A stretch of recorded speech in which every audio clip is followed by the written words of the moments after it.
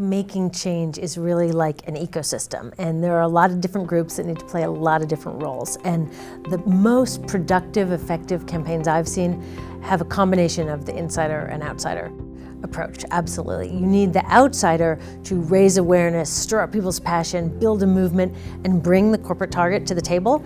And then you need the insider to skillfully negotiate with them. Often the same group can do both. I mean, GreenPeace really does both. We will chain ourselves to their gates of their shareholders meetings or hang a banner off their building after doing massive research so we can expose the problem with the company. And then when the company's ready to talk, we will send different people in, or we will clean up those people and have them wear suits and then go in and talk. Some companies like Shell Oil, has no interest whatsoever about human safety or environmental well-being, and you just got to hammer away and hammer away and hammer away decade after decade to try to get any movement.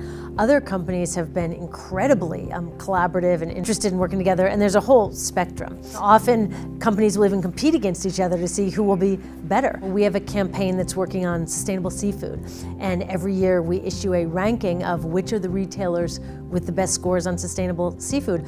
And we have Safeway and Costco and Whole Foods competing to get a higher score on there. So sometimes they're really on board making change, other times not.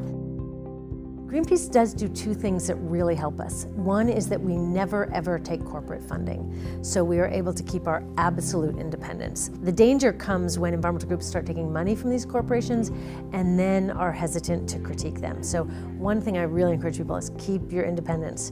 The second thing is that we have a policy of no permanent friends and no permanent enemies. So we may be thrilled that a company has done something right one day, and the next day we might be protesting them again for something else they did. And those two commitments that we have gives us a lot of integrity, a lot of freedom to move. What is the vision of the beautiful future that you're working towards? What does it look like? It is really important that we paint and disseminate that vision of a better future. It's so easy, if we don't see that better future, to just think this is the best we can get and to be satisfied with tiny little incremental improvements in a basically screwed up system. So it's very, very important that we build alternatives, that we share stories of a different vision, that we really provide proof of concept to convince people that it's actually possible to do things better. And that's actually easy because it is possible to do things better. And if you're looking for evidence that we could do things better, there is evidence everywhere. Model policies from all over the world where cities and countries are doing incredible stuff to promote renewable energy and human-centric design. I mean, there's so many examples of new technologies, green chemistry, energy-efficient designs. Like, there's so many solutions out there. I could just go on and on and on, that on every front there are living demonstrations of how we could do things better.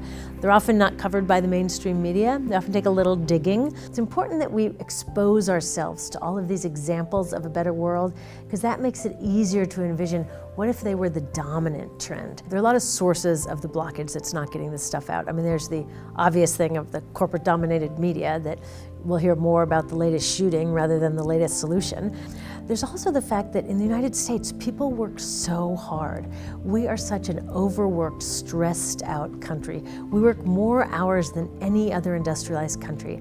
And all those hours commuting and working and then shopping, we also shop more than anyone else, those are all hours that we're not spending building community, that we're not spending with our friends and family, that we're not spending learning about, or even better, engaging in solutions.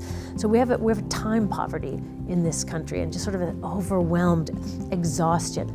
Then the third thing that's an obstacle is the dominant stories that we tell ourselves in our society are things about your well-being is measured by how cool your stuff is. That hard work and being a martyr is the way that you earn status, as opposed to having a strong community. The stories that we tell ourselves limit our thinking about what is possible. In many ways, I am just an average person. I'm a single mom of a teenager. I'm working hard. I'm trying to figure out how to balance travel and work and taking care of the house and walking the dog and getting the dinner on the table. I'm struggling with the same things that most other working moms out there are struggling with.